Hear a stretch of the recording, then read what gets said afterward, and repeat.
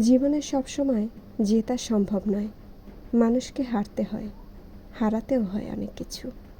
কাঙ্ক্ষিত চাকরি, পরিচিত হাত, অনেক যত্নে করা স্বপ্ন, কিন্তু হারালেই জীবনের শেষ হয় না।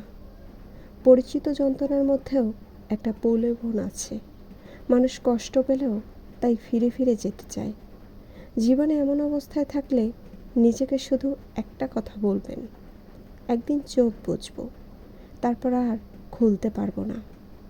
চাইলেও আর কিছু দেখতে পাবো না। তাই তার আগে অবধি দেখব, প্রাণ ভরে দেখব এই পৃথিবীটাকে।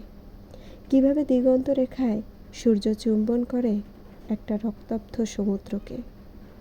কিভাবে নিস্তব্ধতার চাদরে একটা পাহাড় ঢেকে নেয় তার সমস্ত নৈশ্বর্য সৌন্দর্যকে। কিভাবে হিমবাহ থেকে অমৃত গলে গলে একটা নদীর জন্ম নিচ্ছে।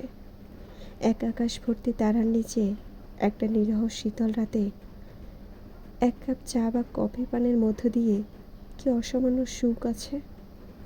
হঠাৎ করে ধেয়ে আসা কালবৈশাখী কীভাবে নিমেষে শুষে নিচ্ছে একটা বিকেলের সব আলো। জীবনে অজস্র জানা অজানা ঝড় আসবে। আপনার মনে হবে আপনাকে একেবারে নিভড়ে নেওয়া হয়েছে। এরপরে কাল রাত ছাড়া আর কিচ্ছু নেই। কিন্তু প্রতি রাতের পরেই না চাইলেও ভোর আসবে।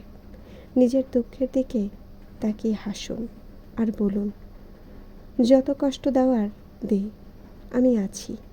এর শেষ দেখে যাব। এর মধ্যে থেকেও বেঁচে থাকার রসদ খুঁজে নেব।